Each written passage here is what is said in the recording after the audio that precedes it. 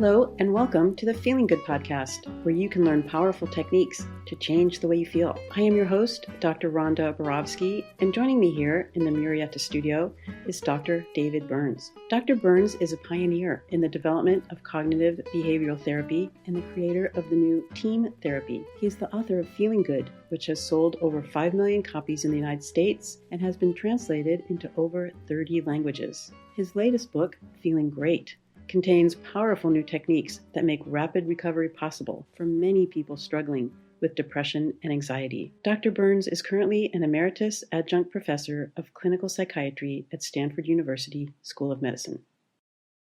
Hello, Rhonda. Hello, David, and hello to all of our listeners around the country, around the world, throughout the galaxy. Today, we are really excited to be speaking with Dr. David Antonuccio, who is a clinical psychologist, a researcher, and a professor emeritus at the University of Nevada, Reno School of Medicine. Dr. Antonuccio spent more than 4 decades researching and practicing in the field of psychology, studying depression, anxiety, smoking cessation, and studying the effectiveness of psychotherapy. Dr. Antonuccio is known for his thoughtful and sometimes provocative critiques of antidepressant medications and the idea that depression is simply a chemical imbalance. Over the years, his research has pushed both psychology and psychiatry to take a more critical look at how we define mental illness, how we evaluate treatments, and how we respect the rights of patients in the process. He has been a very strong advocate for ethical, evidence-based, and patient-centered care, advocating that psychotherapy should often be the first line of treatment, not the last resort. And beyond research, Dr. Antonuccio has been deeply involved in issues of professional ethics, having served on editorial boards and written extensively on informed consent and patients' rights in psychotropic prescribing. His work has appeared in leading journals. He's testified at national hearings, and he's received numerous awards, including the Alfred M. Wellner Lifetime Achievement Award for Research Excellence. Since his retirement from practice in 2020, Dr. Antonuccio has been making music as part of a duo called RainFall with his musical partner, Michael Pierce. Their music can be found on Spotify, Apple Music, and Soundcloud, among other streaming services, and you're going to hear some of it today on our podcast. We're looking forward, David and I, to talking with Dr. Antonuccio about his music and how mental health care has evolved and what he sees as the future of ethical psychology. So That's a great intro. Yeah. Wow. Who wrote that? Yeah, thank you. I did. I wrote it yesterday and today. Oh, wow. That's sweet. Thank you. You're welcome. It is really great to have you here. I am thrilled to be here. I roped David into collaborating with me on some of those articles you talked about. One of the ones we did was in early 2000s called Antidepressants, A Triumph of Marketing Over Science. And David was kind enough to collaborate with me and another colleague, Dr. Bill Danton, on that article. And I was glad that he did. Oh, yeah. Well, I first heard about you, as you know, David, way back when I was doing workshops, and I came across one of your early articles that had some critical thinking about antidepressants versus placebos, and how strong is the evidence really that antidepressants have more than a placebo effect. And I thought it was amazing because having come from the psychiatry background and doing research at Penn on a depression research unit that was all under the auspices of biological psychiatry and antidepressants and so forth, I wasn't used to critical thinking, which, you know, my Amherst College had been all about, my education. And when I read that article that you had, I got so excited. I started. You probably remember the title of it. Do you? Yes. It was Psychotherapy versus Antidepressants, Challenging the Conventional Wisdom with Data. Something like that. I don't know if I have that exact. But yeah. that's a classic. If you're a teacher or a student, that's a must read. But I got so excited. I sent copies to all my psychiatric residents, and I was in Reno or Las Vegas doing a workshop, and I was saying there's this fantastic fellow in Reno, this David Antonuccio, and he wrote this article that's absolutely amazing, and you've all got to read it. And some people were kind of, snickering and laughing, and I didn't know why. And then at the break, he said, well, he didn't hear you because he was in the bathroom. But he's actually here at the workshop. I said, Antonuccio's at my workshop, and I couldn't believe it. And we met, and we became pals, and we just had so much fun ever since. And then when you kind of retired, when the last time you came to eat, right? What year was that? That would have been 2020, maybe. Yeah, 2020, and then I learned that you had really retired from your maverick role in challenging the powers that be on the truth about psychiatric medications, and speaking up and speaking to the data and speaking to logic without the influence of marketing and money and corruption. And then when I heard you'd retired and you were going to do music, I thought that was great, or that was terrible. And I felt a tremendous sense of loss because you were part of my life. You were part of my intellectual environment. And then when you came up, 3-4 months ago, or 3-4 weeks ago, or yesterday, or whenever it was, at my age, you can't make these distinctions very well with regard to time. But that was attempted humor. It wasn't very funny. But I found that you had scheduled another, hot event in Reno with David Healy, who is, very controversial and very important in the data he's brought forth and the controversies he's been involved in. And I see you've got some skin in the game again. It reminds me of that movie, The Godfather, when Al Pacino is trying to get out of the organized crime, and he says, I try to get out and they keep pulling me back. And that's what it feels like a little bit. I get drawn back into these debates and discussions. And, Healy, you mentioned David Healy. He's the reason we know about the increased risk of suicidality caused by antidepressants. It was a talk he gave in November of 2000 in Toronto on this increased risk from data that he had analyzed, that he had gotten access to through various ways, the Freedom of Information Act, and also through some court cases that showed this doubling risk. And eventually FDA had to act on it. They had to do something. And I testified in 2004 at the FDA hearings on this risk. And it was quite clear that in the drug condition, 4% of the patients, these are in randomized controlled trials comparing the drugs to a placebo. In the drug condition, 4% of the patients became suicidal or had suicidal behaviors versus 2% in the placebo condition. And this is over thousands of patients. It was both clinically and statistically significant. And so the FDA, seeing this, decided later that year to put these black box warnings on the medicines, at least letting people know to be on the lookout for this were to happen. And it wasn't just our FDA, it was every regulatory body in every developed country in the world that followed suit and did the same thing. So this is a real risk. It shouldn't be minimized, although unfortunately there have been efforts to undermine it since then, but it's still something that is on all these medicines today, these warnings.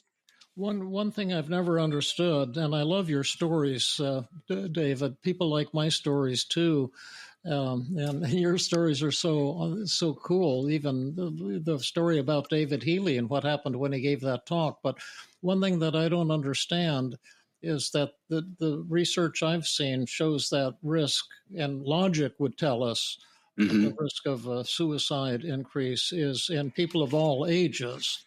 but somehow the drug companies have decided it's just among teenagers. So that's the way I read that the risk now. They're not acknowledging it's a risk with adults as well. You're right. Healy has an interesting explanation for it. The data that I presented at those FDA hearings, along with Irving Kirsch, was on the studies with kids and antidepressants. And our summary of all these studies was that they don't do better than a placebo with children. And that was true up to age 25, but the risk was clear.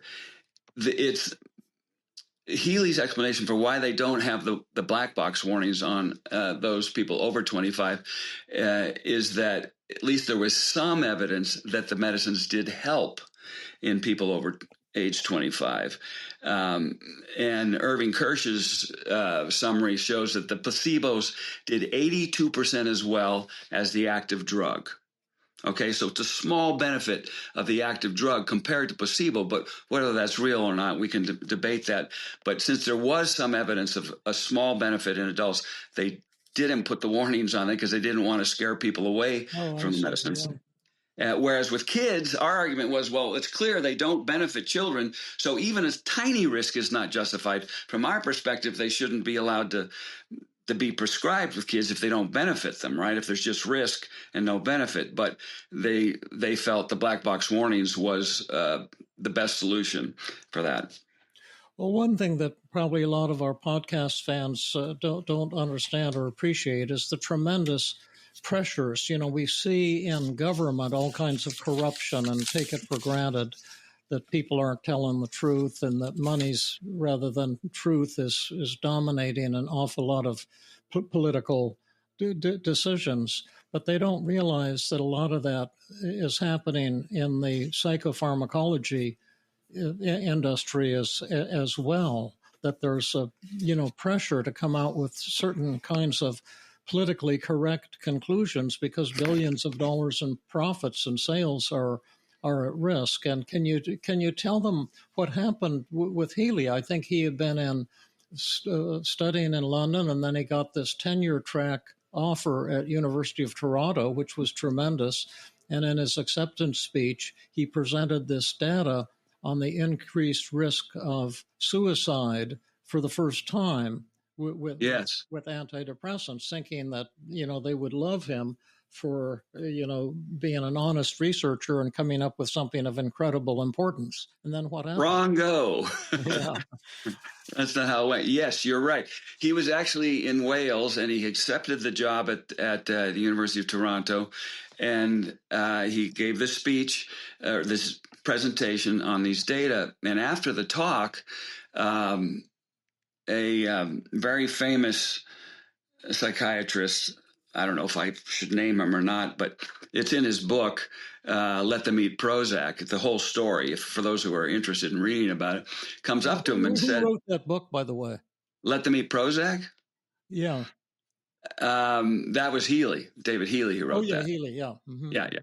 So Healy details this story, but I'll tell you the bare bones of it. So up after the talk, this leading, let's say, opinion leader in psychiatry comes up to him and says, "You can't present this information. This is going to scare people away, and it's wrong to do it." And his position at the time was, of course, he'd be better able to explain this, but his position is, well, it's an academic freedom issue. This is important information for people to have access to. But in days, he had been basically fired from the job. He hadn't actually started yet. He had gone to Toronto to choose the colors for his office, for them to paint it and all that stuff. But so that quickly sank this new job. He was going to be head of the depression research unit there. But that's just the beginning. He initiated one of the first academic freedom lawsuits in history, and that was settled out of court. So nobody knows the details of that. But I think he he has gone on to continue to be iconoclastic and in his writing and so forth. So that was an important step. But one other caveat: the 2004 FDA hearings that I was allowed to testify at in Irving Kirsch, they would not permit David Healy to testify at, even though he was the one who had uncovered this information, and he was that controversial. So what was controversial once is now accepted as fact, that these things do increase suicidal behavior. What was how did they exclude him from the hearings? They just wouldn't let him present.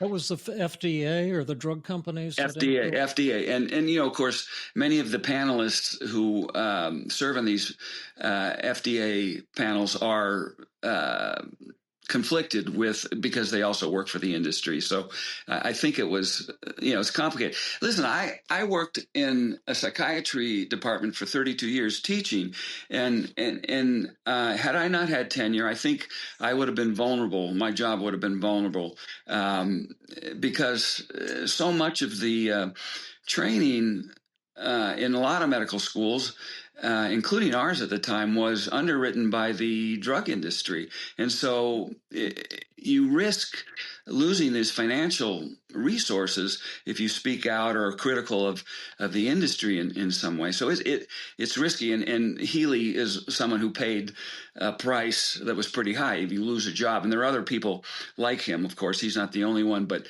I felt fortunate that I had at least, I worked in an environment where their intellectual diversity was something that was valued, even though I think, had I not had tenure, I'm not sure I would have had the protection to keep my job. One of the fun adventures among many that we've had was our Rumble in Reno, which you invited me to co-present with you, as I recall. Yes. And I think I might have suggested the name, or I said, let's Yes, you did. Name.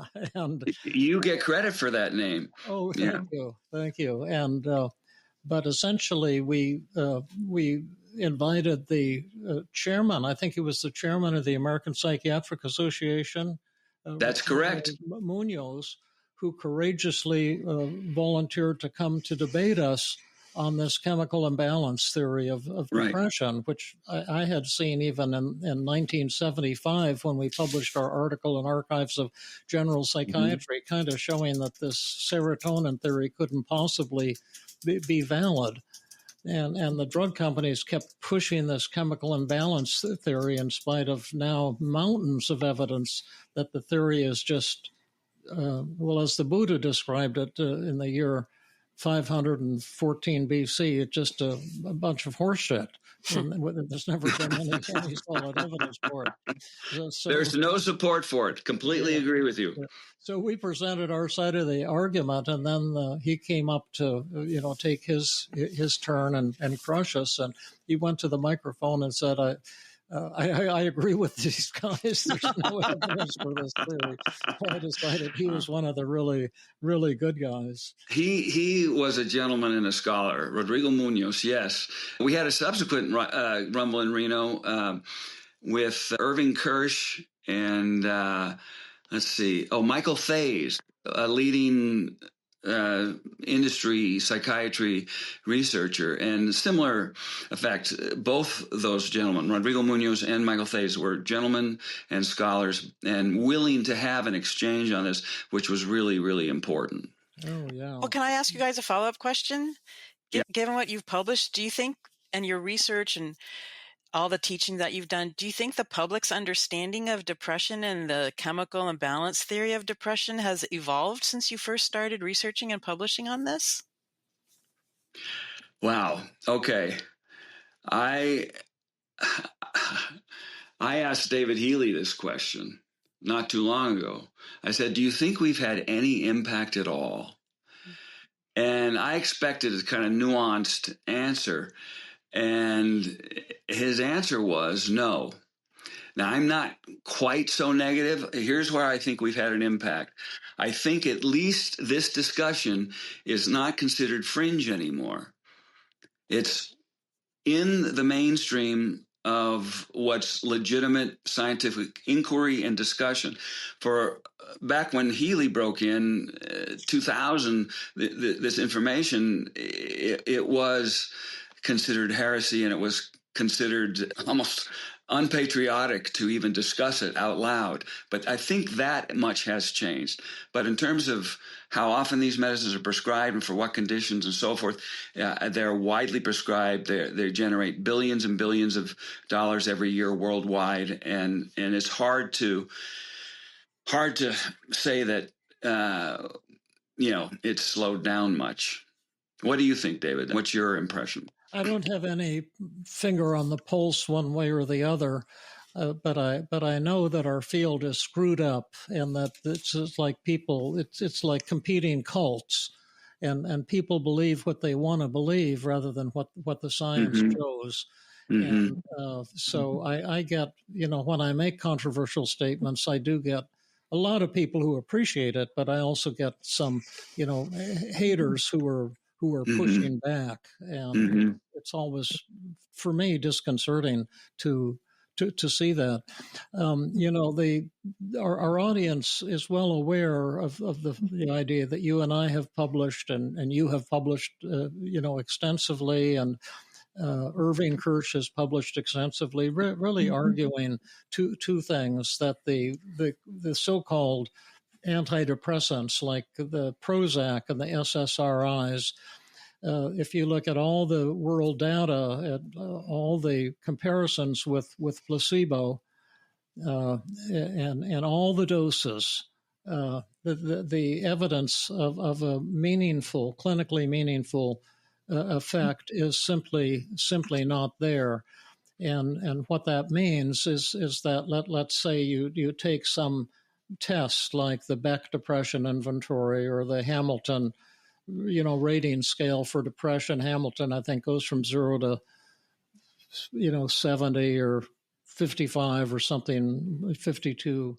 I think it's 52, but I can't remember for 52, sure. Yeah, I think that's right.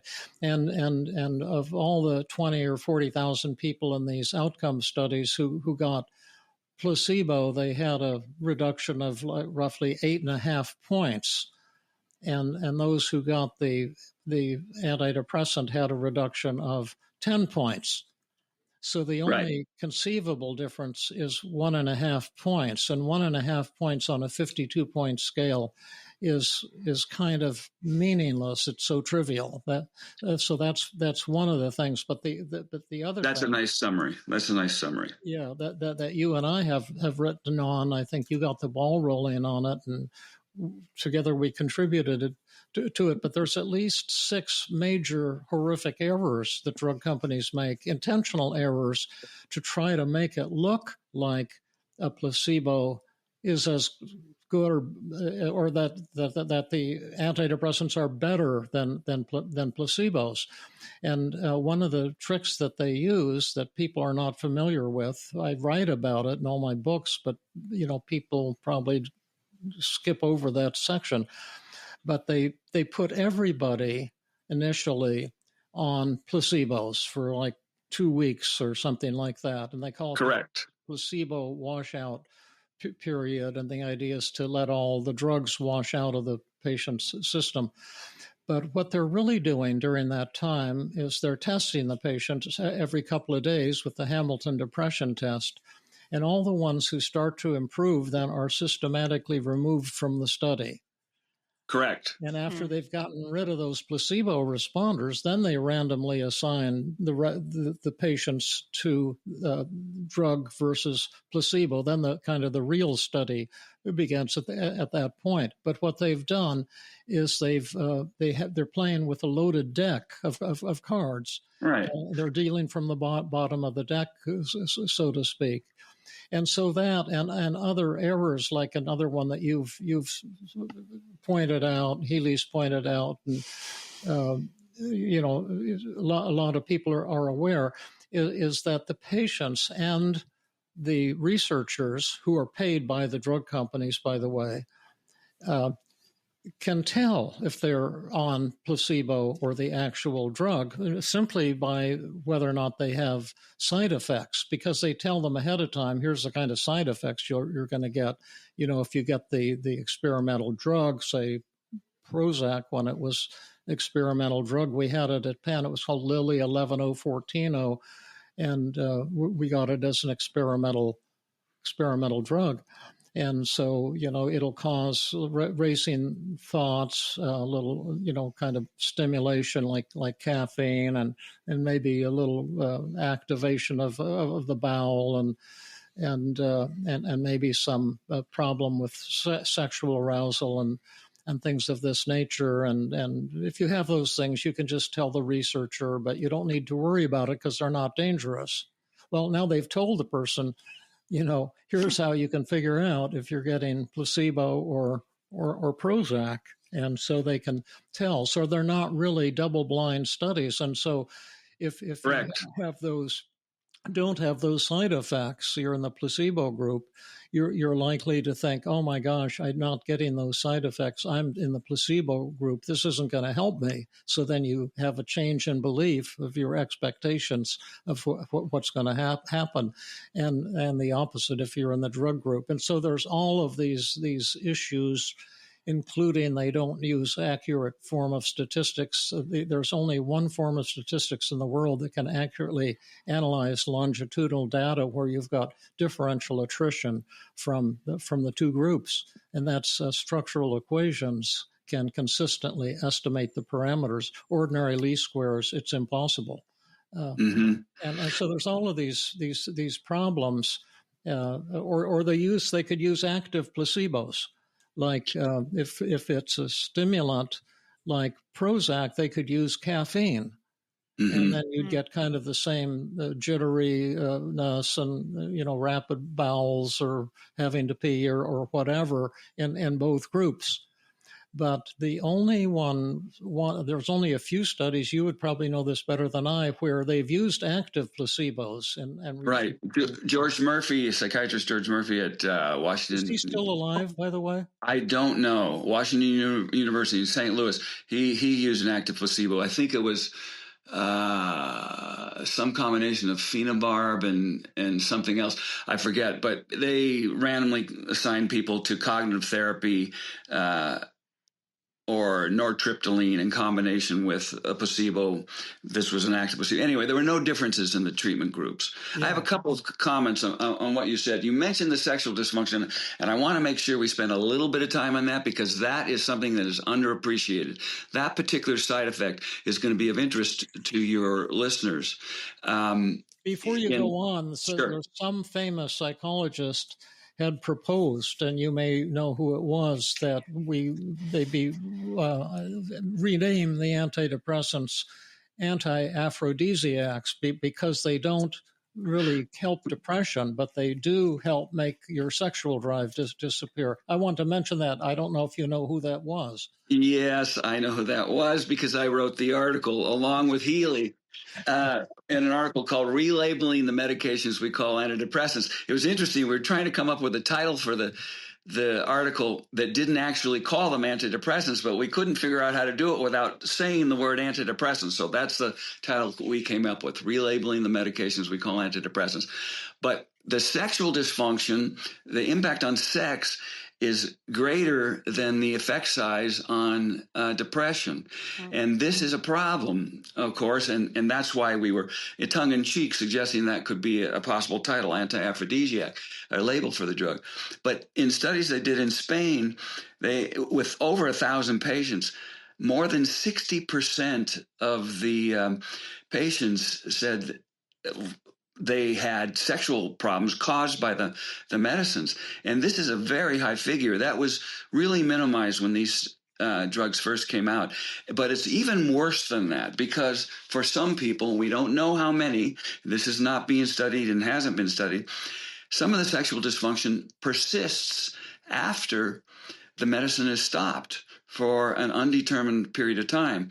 Healy is also an expert on this, and there are a couple other people who've written about it. But this is a real serious problem because if people knew that they might alter their sexual functioning going forward, even after they stop the drug, that might be another reason to consider alternatives. But that's a very serious problem to someone who's depressed. And even if you're not depressed, it's still something that can interfere with your life satisfaction and should be considered in that decision.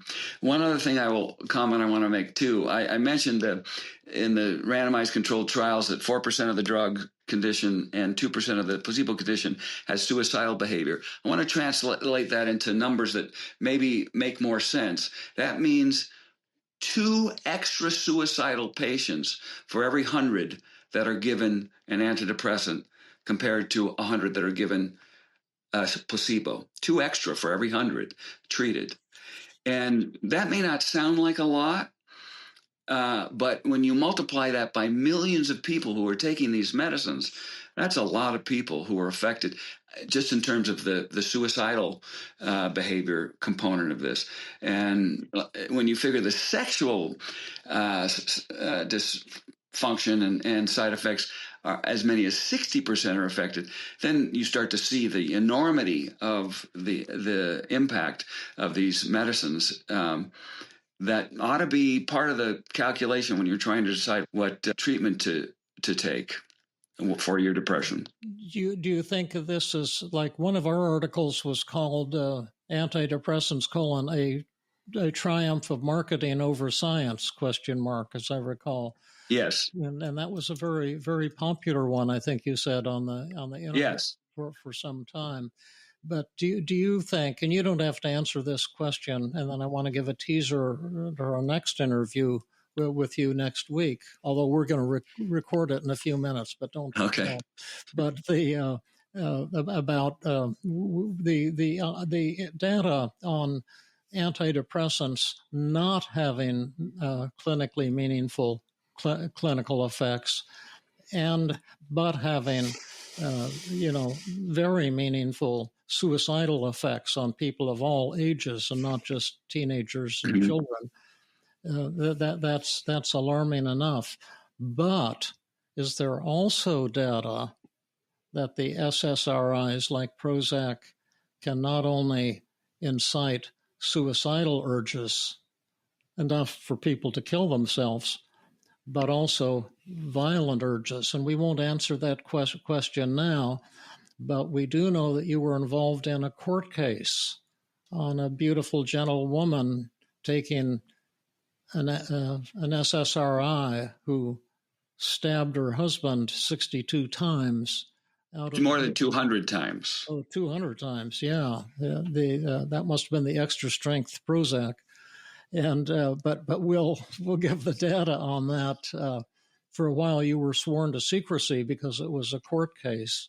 And now right, but it's public. It's a public story now. In the case, I did testify in open court, so I can talk about what I know. I'm not going to name the woman, even though you can find the story online. But yes. But we'll raise that question next time. But because we have to close soon, your heart has been in writing beautiful music, not only psychopharmacology music, but music on the human condition. And I know you've been very moved by social issues, including, homelessness and people without access to food. And I've seen you singing some of your songs with tears in your eyes, and I've heard some of them recorded. And maybe we can plug in, since this one was on antidepressants, maybe we could plug in the beautiful recorded version of your antidepressant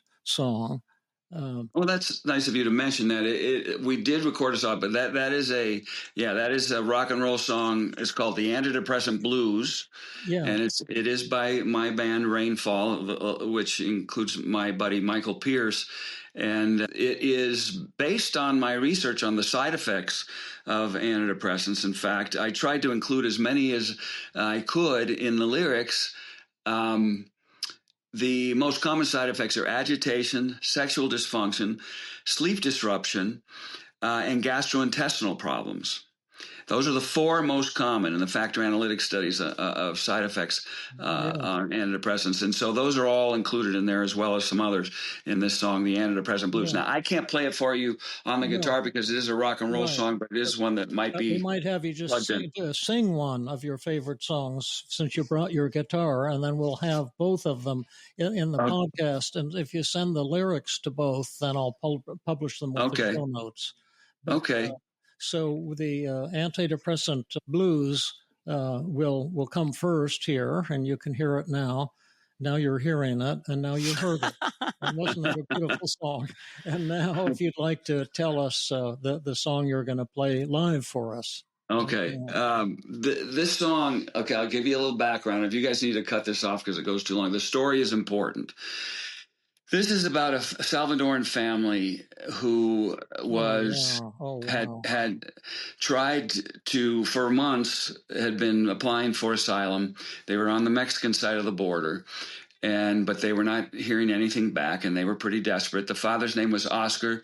The 3-year-old daughter's name was Valeria, and the mother's name was Tanya. And they were not sure what to do, so they decided one day to cross the Rio Grande, and the father went first, and he brought his daughter with him, and he got across to the other side. And so he left her there on the shore, and then he went back in the river to help the mother come across. The daughter panicked and went back into the river because she didn't want her father to leave her. And the mother was coming across and trying. So the father went to try to rescue the daughter, but sadly they both drowned. And the photo on the Wire news story was of them still embracing, unfortunately, face down, drowned in the Rio Grande. And I saw that picture, and it made me cry. It did. It made me so sad. The mother was rescued by someone else and back on the Mexican side, but the father and the daughter both died. And so I saw that song, saw that picture, and I wrote the lyrics for that song right then and there as soon as I saw the picture.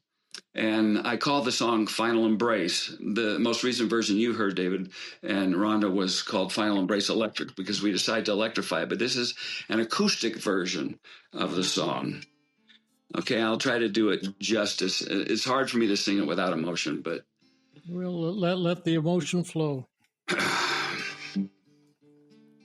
Sorry I couldn't help you. I'm sorry you lost your life. You took a deadly risk. I'm sorry for your wife. What were you supposed to do? Stay home and watch your family die? Or take a chance at freedom? Reach for the sky? Some say you should have known better. They say that you're a criminal, but they don't know your fear, your pain, or your hunger. For them it's the principle. Some say we were here first. It's not our problem. Despite your dire thirst, we're full, no more asylum. But let's ask them what they would do if their family were faced with danger. If they're honest, they'd take a chance. Hope for kindness from a stranger. Tried to get in the front door, but it was slammed closed. So you swam the deadly current, despite the perilous flow. You never lost your grip, though the river was not crossable. Only a mother can know how that is even possible. Everyone can tell you loved your daughter, even in that place. You never let her go. It was your final embrace.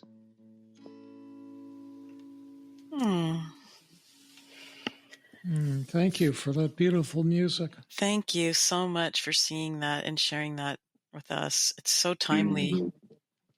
You're welcome. And it was such a I remember that picture, and I saw it in the newspaper in addition to it accompanied your song. It's just so heart-wrenching. Thank you. You know, it's interesting. I accidentally slipped in only a mother can know instead of only a parent can know. And so somehow I was in touch maybe at that moment with the mother's suffering because she survived this whole thing. And, but yeah, you know, it's interesting. I find, even though I've done research on depression and I loved working with depressed people, as I'm sure you do, David, I find depressing music soothing. I find it as a release. Somehow an expression of something that's important, something that shouldn't be necessarily sedated, but rather experienced and addressed and expressed rather than buried. To see the beautiful side of it.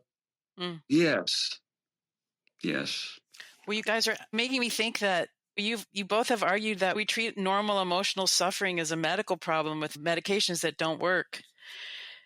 Maybe you can't answer this, but do you think that reflects a cultural discomfort that people have with distress or feelings just like normal emotional suffering or sadness?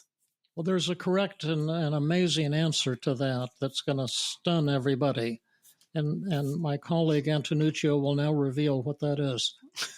Okay, I'll tell you what it is. That depression probably has some survival value, some evolutionary value, that it's feedback, that something maybe that's going on in a person's life or thinking, whatever, behavior needs to be addressed, and that to numb it, anesthetize it, and this is consistent with some theories, adaptive theory of evolution, that to anesthetize it might be counterproductive, but rather to express it, experience it, and maybe Steve Holland has talked about that he thinks the rumination part of depression might actually have evolved because it allows people to come up with possible solutions for their dilemma. So anyway, that's one theory, some kind of evolutionary value to depression, like pain, physical pain is, keeps you safe because when you experience pain, you take your hand off the hot stove, that kind of thing. So anyway, that's all I got to reveal, Dave. Okay, well, that was great. Thank you. And it's been a joy spending this past hour with you, and we look forward to next week's podcast again with the famous but gentle and loving and awesome Dr. Professor David Antonuccio, one of the pioneers, and shouted from the rooftops, people saying, let's look at the data, let's see what the facts show, and not get into corruption and marketing and deception. And as obvious as that seems to young people who are just getting started, somehow as people age, they seem to get bought off, and it's kind of horrifying for some of us to see that aspect of human nature playing out not only in psychopharmacology. There was an article in the Stanford magazine that this same issue of placebo effect versus marketing pervades, even surgery, surgical procedures that have only, nothing other than a placebo effect, but they're very costly. I think there's a lot of corruption in medicine in general. Well, a lot of the postgraduate training for physicians is underwritten by the industry.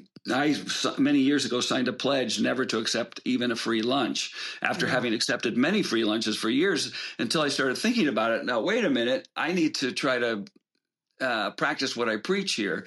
And so then I stopped. But it has an influence. It works. That's why they did it. And maybe it's done less so now, but it's still something that's powerful in changing behaviors. Yeah, and the same with me. Once I opened my private practice, I never let a drug representative in my office to give free samples of medications or any of that. It's just such obvious corruption. But yeah, I think this is for a different day, but I think that the whole healthcare industry is kind of on the take, and to get as much money as possible. And that's part of the reason that I see everyone for free. As you both know, I haven't charged anyone for a psychotherapy session or anything having to do with treatment for 35 years. Wow, that's amazing. I've treated a lot of people. I continue to treat people all the time, every week. But it seems so relieving not to be having to, give me some money and then we'll have our session. And sadly, a lot of my students who have learned these tremendous techniques from me are charging, you're probably, or you may not be aware of it, exorbitant fees for seeing patients. Mm-hmm. I know the psychopharmacology people try to scalp the market often for as much as possible, but they're doing also, like requiring 2-hour sessions for $1,400 per hour. Wow. And $800 per hour, $1,000 per hour. Wow. And it's and it just kind of heartbreaking. But we're animals, and that's like hunger. It's like a part of human behavior. But it's not to my eyes. It's not attractive. Got it. Well, thank you so much for coming onto the podcast today. And it was really a joy to have you. Thank you for having me, and thank you for inviting me to play my guitar a little bit. That was very sweet. Yeah, and thank you, Rhonda, for being so warm and tender and gracious and welcoming to all of the people who appear on our podcast and to our audience around the solar system. Okay, well, that's my pleasure. This has been another episode of the Feeling Good podcast. For more information, visit Dr. Burns' website at feelinggood.com, where you will find the show notes under the podcast page. You will also find archives of previous episodes and many resources for therapists and non-therapists. We welcome your comments and questions. If you want to support the show, please share the podcast with people who might benefit from it. You could also go to iTunes and leave a 5-star rating. I am your host, Rhonda Borowski, the director of the Feeling Great Therapy Center. We hope you enjoyed this episode. I invite you to join us next time for another episode of the Feeling Good podcast.